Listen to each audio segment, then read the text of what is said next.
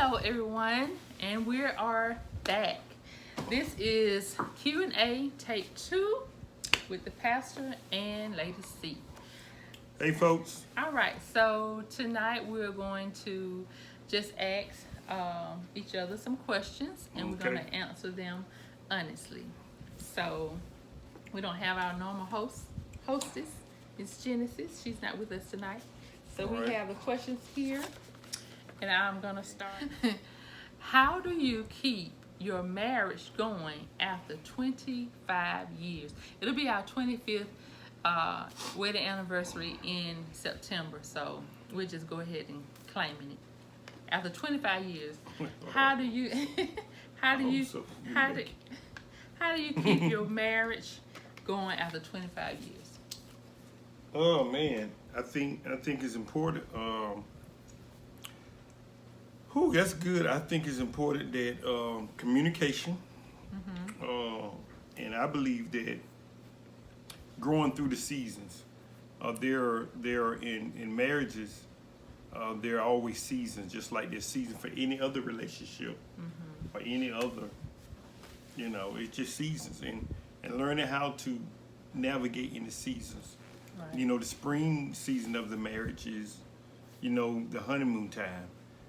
But then there's a summer, a bliss. I believe that people need to understand the seasons of marriage, and I don't think people really know how to navigate through the seasons. And so one of the things I watched us do is, though the season may have taken us by surprise, we recognize that it was changing.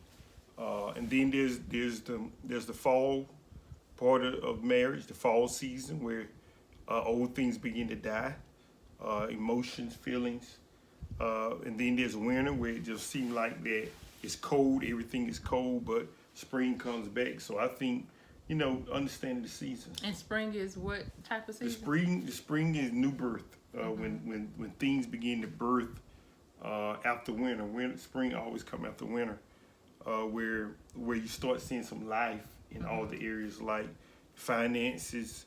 You start seeing little small glimpses of hope, in communication, in your intimacy life, in your thought life. So just knowing how to navigate through the seasons of life. That's what I Right. do And to you marriage. said something about the honeymoon. The honeymoon is the summertime. Everything is high. Everybody's a lovey-dovey.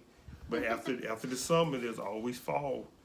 So that's what I think. I would like to add that I think the way we also have kept our marriage going and working, and not always have been smooth, but the way we have kept it going is that we try to communicate as much as possible. And sometimes we miss the mark, but what we will do is we will go to each other and we will communicate whatever the problem is. It may take a day or two, but we do ultimately go back and communicate with each other. If I'm mad with him, I'm not gonna run to his mom. I'm not gonna run to my mom or my dad.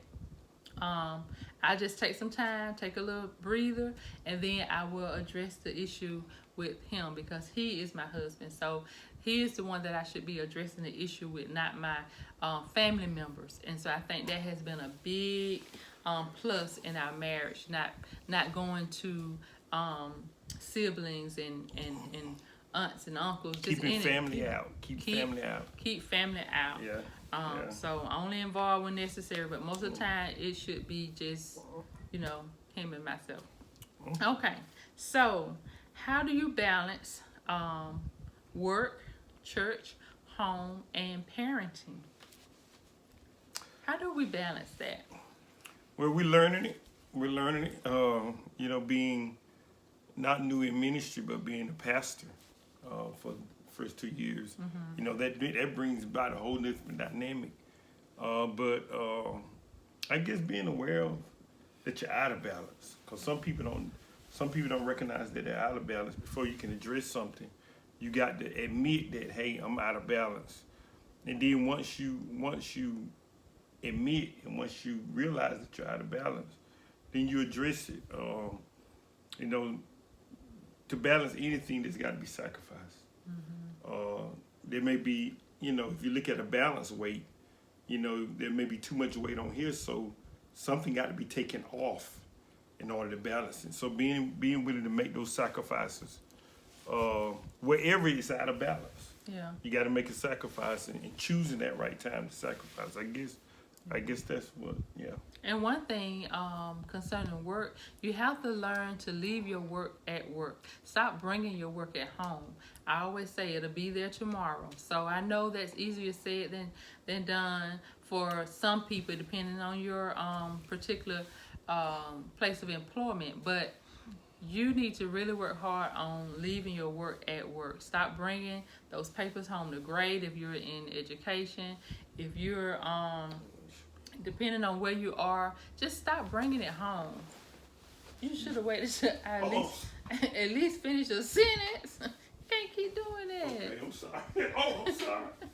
Y'all say y'all gonna eat it. All right. Okay. Just stop bringing it home. If one thing that I do with my husband, you What? paying attention? Yes. One thing I do. You know my teacher's face. One thing I do with my husband is I had to ask him when he comes home if he's on his phone, discussing work or with friends or what have you. I would just ask him, when you come home, will you just devote that time to us, me and the girls, just, give us that attention, because you've been at work all day and sometimes you're bringing work home on the phone or, talking to friends, but, sometimes you have to just balance all of that out. And I think just knowing when you need to stop and take a look or take a step back and correcting that, then, it can work. Yeah, I agree, that goes back to making that sacrifice. Some of us got jobs where, being a pastor is 24/7. You can't put that off. Mm-hmm. And also, my particular employment essential, being an essential staff, but, some things can wait, and then if it can't, letting your spouse know, letting you know that, mm-hmm. hey, I need to take this call, or, there's something going on, so. Yes. Yeah. All right. All right. Oh, do you tolerate each other or do you celebrate each other? Mm-hmm. Do you tolerate me or do you celebrate me? There's some toleration. Sometimes. Now, I would be lying if I said I always celebrate, my spouse. Should we? Yes, of course we should. But are there trials and tribulations? Are there errors? Are there communication problems? Yes. Every marriage has that. So when I am upset with him, then I have to tolerate him. When I am not upset, then I celebrate him. And what I mean by that is because if I learn every time I get upset with my husband, if I learn to not to tolerate him, then that means I'm going to go elsewhere, searching for someone to take his place. I'm going to go elsewhere and get my family involved and tell them everything that's going on with my marriage. So what I need to do is stay at home and let's tolerate the situation. Let's be there. Let's not go outside of the marriage, getting other people involved. Let's sit there and work it out. So that means you are tolerating it until that trial is over, until that turmoil is over. You have to tolerate. And then when you work through the kinks, then you can get back into celebrating one another. And I know some of you may disagree with me. Some may say, well, I always celebrate. Well, I beg to differ, because you're going to get angry sometimes and you're not going to feel like celebrating. You're not going to feel like lifting them up and, and just hee kiki and, ha ha, but stay in that moment. Tolerate it until the worst is over, because, your vow said for better or for worse. So tolerate it until you can celebrate it. And when you celebrate it, then go for it, Yeah, and you find yourself doing more toleration because you're growing. We one of the things that we have to remind each other, I know I remind myself, is that you're a growing person. Just because you married me, you didn't stop growing as a person. And so, and I had to learn the new you. You know, as you get older, as you mature, you know, you learn. So there's more toleration and celebration, and so it's both. And then there's times where you have to celebrate. But yeah, I say there's a lot of toleration because what marriage is giving up of yourself. So, Right. who's the more strict parent? I think you're the most strict parent. You Yes, You I think do. so? Yes, I do. Cause you always say, you know, I want to be the, you know, I'm trying to be the good guy. He be giving in like I don't know what. Oh my goodness. You know, see, you know, yeah, I think you both strict. The girls don't have no chance. They ain't got no chance. Well, I would agree. I would agree. Sometimes I'm too strict, and most of you that know me, or some of you that know me, may say, "I don't see how you always seem nice," but when you're at home, you have to put on a different role, and that's a parenting hat. If I'm at work, then I have my work hat on. If I'm at church, I got my church hat on. So, you know, we wear many hats, you know, as parents, as wives, as husbands. So you just have to put on whatever hat is needed at that time. And if you're really doing your best and you're just trying to train your children up in the way that they should go, then and you don't want them to make mistakes, then you kind of lean towards being strict. And we have girls, so you know, their daddy's girls, I think. Yeah, they're some all aspects. y'all daddies. So you know, should you intervene when your kids are fighting? I think that depends upon the nature, the intensity of it. Yeah. You know, you want them to be able to learn how to work out disagreements. But if we see this unfair, even when somebody may be getting the best, one may be getting the best of the others, you still have to work it out because that ain't reality. In real life, somebody gonna win, and some of the battles they fight, they're gonna lose. You know, communication battle, whatever the battle is. So, I think it's dependent upon the nature. Right. What we try to do is because we try to carry a peaceful, you know, we always want to seem like a peaceful home. You know, I think sometimes we intervene too much. And then it seems like we taking sides. And we gonna take a side. We do. We gonna take a side, you know, so that's conditional. That's conditional. The nature of, you know, the intervention. All right. Next question. I thought this ain't short answer. This ain't long You, answer. however, you got something else to say? No, I ain't got nothing to say. However long you want. Okay, all right. All right. How did you know that I was the one for you, and how did I know that he was the one? Oh, that's good. You know, you had it. You was the one. You know, Albany State was small. And you know how we started out. We started out as supposed to be friends. You ain't got no answer. And yes, I do. I got an answer. All We right. supposed to start out as friends. I'm gonna throw you out there, but I'm gonna bring you in. All right. You remember I was supposed to be hooking you up with somebody. We told that story last time. All right. So I need to finish it then. And I was, you remember Benny was trying to hook me up with his math major Nope.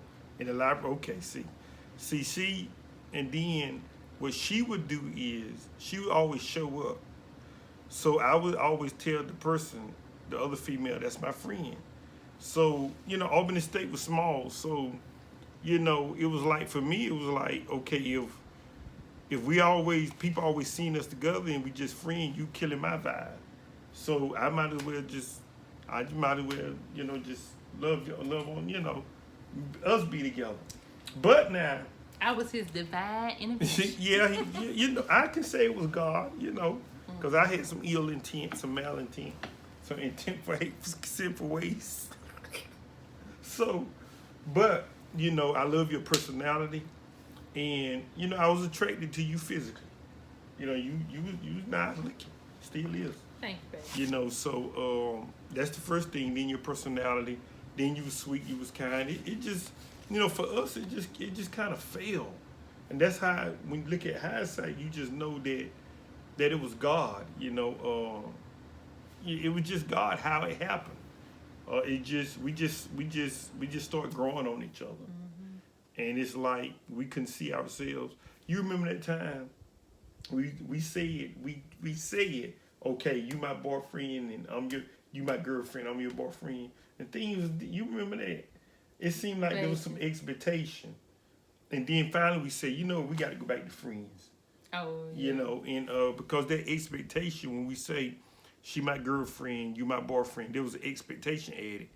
But and then next day we said, you know, let's just be friends, and everything worked out. You know, so you know, so I just, you know, it was. I mean, God it's just like there was no other choices. I mean, not that Did you want some other choices? No, I mean, there's no other choices. Did he want some other choices? There was no other choices. Okay. Cause you was there, and no one else grew on me. No, you know, you grew on me. Hey, that's just no one else grew on you. Just have to take what he can get. No, I ain't saying all that. I'm just kidding. But you know, you know, you had everything going that I like. Okay. You know. Here's your question. Did you add? I'm gonna come at it that one. Wait a minute. Why I got the? Because I know what all the questions are, and this will fit with another one. Okay. What advice would you give to first-year married couples? And what advice would you give to people who have just started dating? My advice for first-year married couples: to keep people out of your business, and it will last long. And communicate. Make sure you are communicating with one another, and stop bringing other people in, even if it's your best friend. Stop bringing other people in your business. You know, because sometimes those friendships don't last, and they know everything about you, and they can use it against you, or if you know, basically they can just, you know, use it against you, and they don't need to be in your business. You know, God brought you and your spouse together, and you all should be as one. And I think it's just better. It's better to just keep other people out of your business and just communicate whenever you have difficult times. What about advice you would give to first-year dating couples who have just started dating? Keep people out of your business and Oh, communicate. for both of them. Okay. Keep people out of your business because you may tell the wrong person, and then the person you tell it, they may be after, you know, the one you dated. So keep them out of your business, or they may not be for you. Everyone is not for you in your relationship. So, you know, people roll with you, but you need to just, if you're just starting to date, just continue to ask God, pray and ask God if that person is the right one for you. And then go from there. Just continue to trust in Him and acknowledge God in all your ways, so you can make sure that you're moving forward with the right person. You know, my first year for married couples, I would say, because you live your life as being single. Give up your singleness as much as you can, as soon as you can. Give up you being single. For example, when you're single and not, especially if you're not staying together, you're used to, you know, doing your own thing.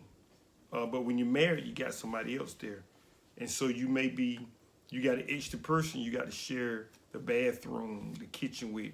So immediately when you see that I'm still trying to act single, give it up. Don't fight against it. Go ahead and let the marriage, that couple, that your spouse now into your life. For first dating couples, believe when somebody reveal who they are, believe it. If there's anger, believe it. Nothing's gonna change unless that person make it. If there's disrespect, if there's anger, if there's selfishness, when people reveal, I think it's when people reveal who they are, believe them. So and you have to challenge that. If it makes you uncomfortable, listen, the more and more you get into that relationship, the more and more compromising you're gonna do. So if somebody reveals something to you, believe it, good or bad. Okay. Yeah. All right. Thank you. Next question. What advice would you give couples who are struggling? So we kind of answer that with the other ones, right? Well, struggling communication. Yeah.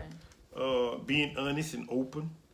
One of the things in my premarital counseling session, I've married 5 couples, and all of them went through premarital counseling session. And I think that's another Okay. question. Well, I'll go into because you're Okay. going there. I didn't All even right. know it was next. Okay. Oh, okay. Well, the next question was, why is it important to go through premarital counseling? Oh yeah, that's a good one. How long was I? 9 months.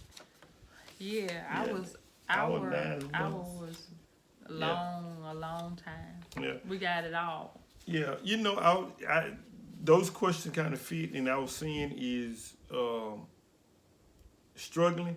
If you're struggling, that means there's a secret. There's something that somebody's not saying, and so that's what premarital counseling does. I know that's what I do. I bring out all the secrets, because what Satan become divisive. Satan have always one of his tactics is he hide in secrets. So if you're struggling, in whatever area it is, communication, you got to communicate to deal with the secret. And the secret may be, let's see, if you're struggling intimate wise, and one partner is upset because they don't feel satisfied. Well, the secret is the partner that's not satisfied ain't telling the other one because they feel like they may hurt their feelings. And Satan plays off of that. And so I say, if you're struggling in the area, whatever area, you got to communicate the secret. There's always a secret that's causing the struggle. And the secret is the expectation that's not being met. And so in premarital counseling, that's what we do. That's what I do. We deal with the secrets, your single secrets, because your single secrets, when you get married, they come in. They gonna come They out. coming. So, and then we talk about expectations. I think there's about 9 chapters we go over in premarital counseling session. And one of the biggest chapters is expectations. Because disappointment, anger, all that bitterness and stuff like that comes because there's not an expectation met. And so premarital counseling is, listen, get it out the closet. Get all the skeletons out. So that when it comes in the marriage, Satan won't use that, and you can say, "Oh, I knew about that." Right. You know, so No surprise. You No don't need surprises. surprises. Yeah. Right.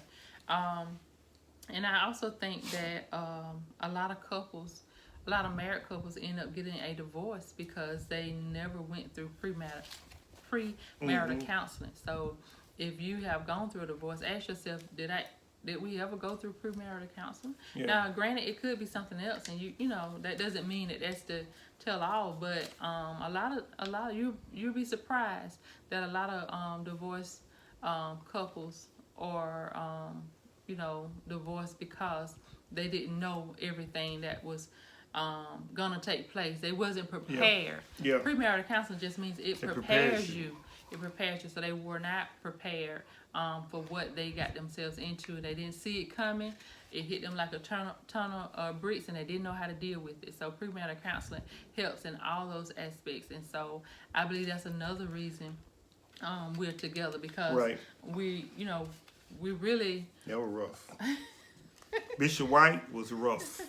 so we, You remember he you know what?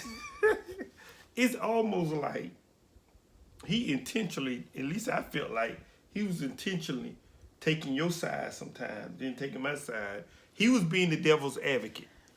And that's good, yeah. That's good. And that's what I do in premarital counseling. I become that visible devil's advocate, because the enemy is not going to have the marriage best interest in mind. What they saw was I broke down all that pretension, because the enemy is not going to, he's not going to hold back when he try to split that. Let me be the bad guy. Let me deal with the secret. And you really find out in premarital counseling, you really find out why you're getting married. Yes. You got to understand why am I getting married? Am I getting married just because, just because I love him? It has to be more than I love this person. Mm-hmm. It has to be more than they look beautiful and they're handsome. It has to be more than that. It has to be more than just for a show or just for the fact that I don't want to be alone. You really find out Yes. why do I want to be married and what you expect of that other person. So I think that's key. Let's stay right there. I believe somebody gonna be blessed by this. Okay. Let me tell you this. We're gonna get on. Somebody on here. The question the question I always ask, the first question, what can you gain out of marriage that you can't gain out of being single? And if you can't answer that, maybe you need to rethink. Ask that question again. What can you gain out of marriage that you can't gain out of being single? Okay. And do you not know some of us having problems answering that? Because and it shows you in some individuals. I remember a particular couple when I asked them that question, they realized that they need to remain single. They weren't ready to be married. Because I asked, what is it that you can get out of marriage that you can't gain out of being single? And that takes it more because people come with ill motives. I think you brought up some things like wrong intentions. Some people feel like a marriage would give me an opportunity to buy a house. You can buy a house being single. Right. Marriage give me an opportunity to get a car. You can do that being single. So so those of you who's gonna watch this, listen. And you plan on getting married, and are y'all engaged? Listen, that premarital counseling session, you ought to walk out that session. If he or she does it right, mad. Yeah, sit back. Oh, I'm getting excited. I'm sorry. Oh, excuse me. Chop your head out. Cause All up in the camera. yeah, cause I'm passionate about that because you see, I'm gonna tell you, as a pastor, you have couples that come to you already married and ask you, we need help in our marriage. And the first thing I ask them is, do y'all have premarital counseling? And they said no. And I'm saying, who married you? And see, that goes. And pastors need to stop marrying people without doing a premarital counseling or finding out. You know what?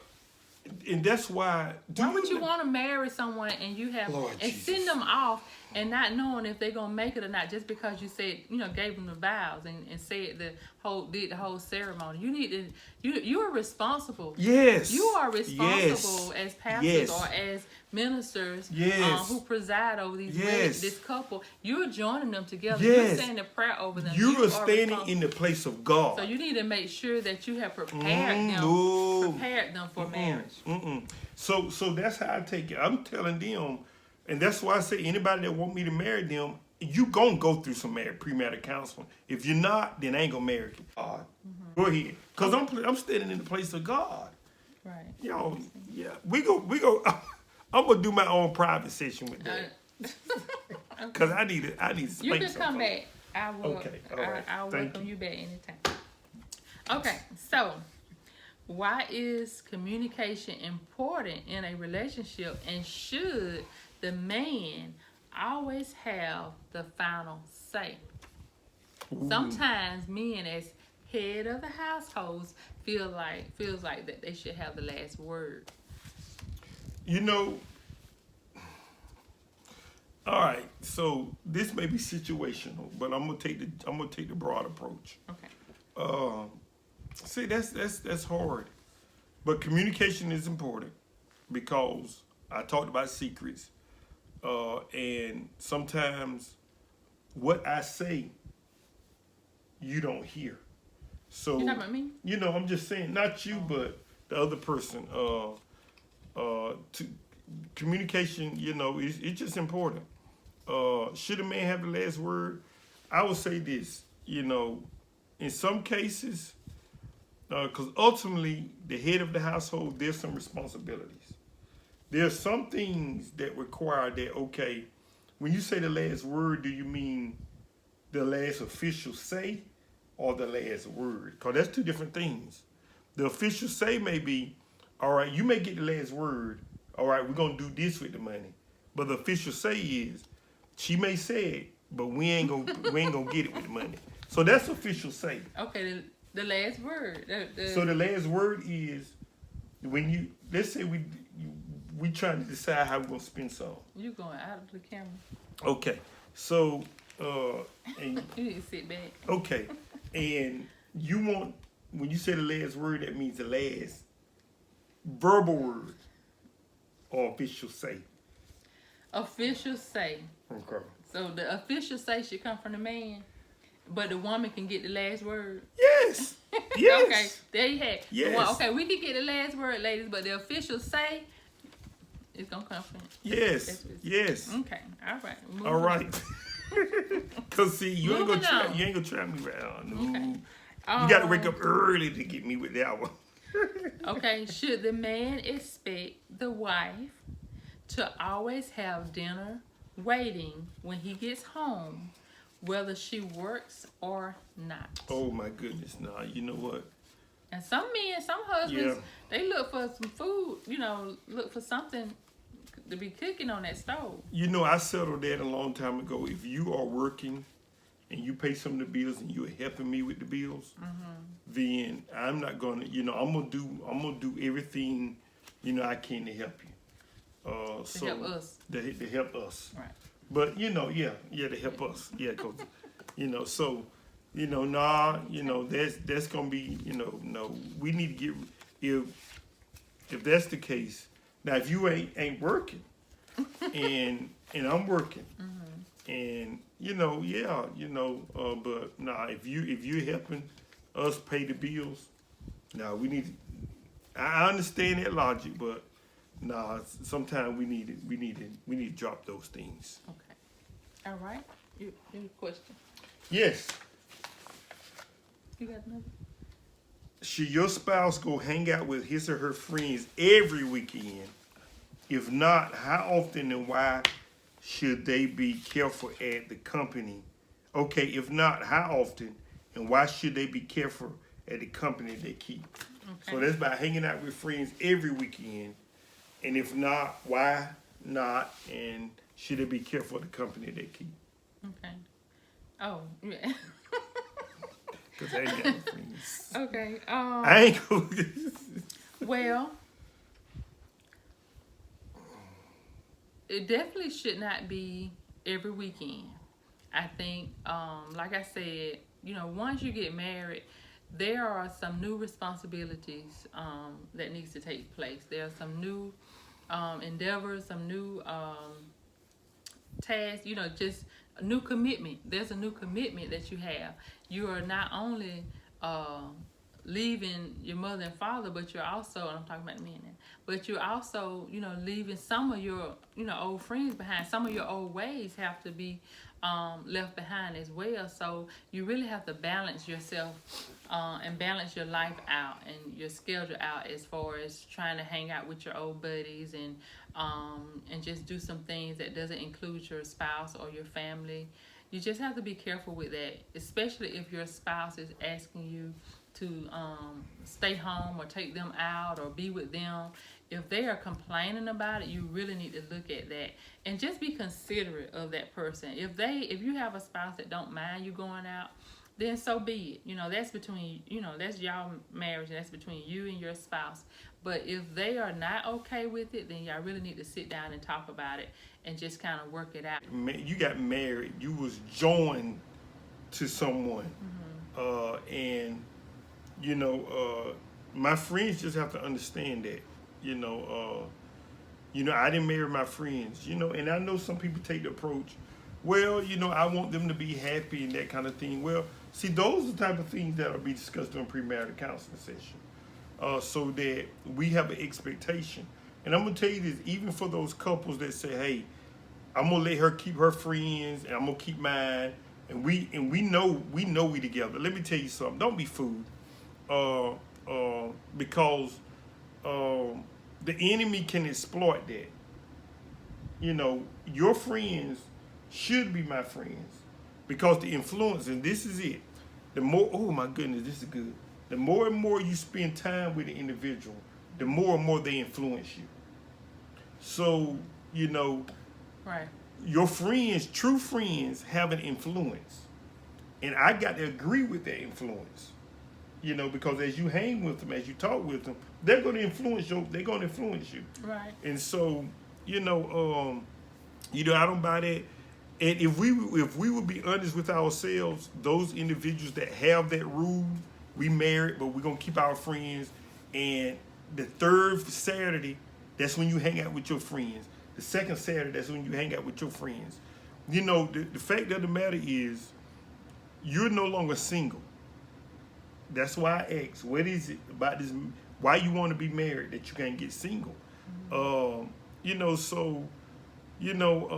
think that we're really fooling ourselves to say that, okay, I got friends too. Nah, my first friend is my wife.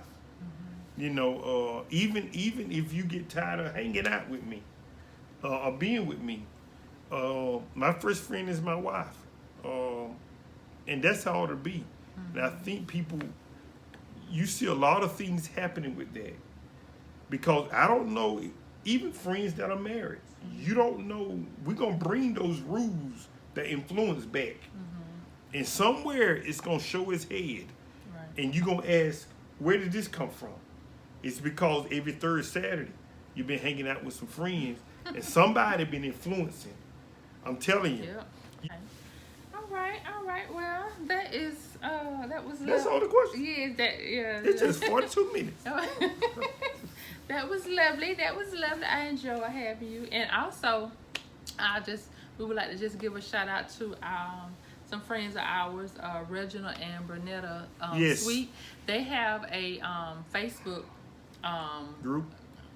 Is it called group? They go live. It's live on Mondays. Right. It's called the Sweet The Spot. Sweet So Spot. go check out the Sweet Yes. Spot. They actually did a segment on the other week about should your spouse have a friend that is the opposite sex.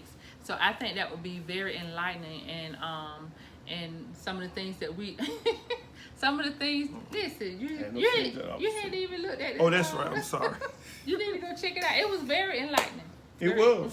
Very You know, enlightening. when we use that word friends, is Well, it associate okay, friends? well, you go- That's the definition. Go check out their page. It's called The Sweet Spot. Yes. Go like and follow their page. And listen to that. That was a very good segment. So I did enjoy it. The Sweet Spot on Facebook. And also like and subscribe my channel, Pastor's Wives. And we just want to thank my husband, Pastor Ben Genovas, for joining me on tonight. Yes, and, joining her. This is her show. And he just take over. He serious. No, you know what? I want to thank you. Can I say? And I'll let you get the last word. Yeah. Oh. I want to thank you for inviting me because, by nature, my wife knows that, I'm a very, very private person. When and most of you may see me doing Facebook Lives, that's a whole different thing with ministry and gifting and anointings. Will I choose to do it? No. But that's the gifting of God. And so by nature, I'm private. And my circle is small. So thank you for inviting me. And she helped me come out that private shell to share these type of things. So I just pray that somebody was blessed and that somebody really can get something out of this. Thank you for inviting me. You're welcome. You are welcome. All right. Thank you so much. And until next time, be blessed. Peace. Bye.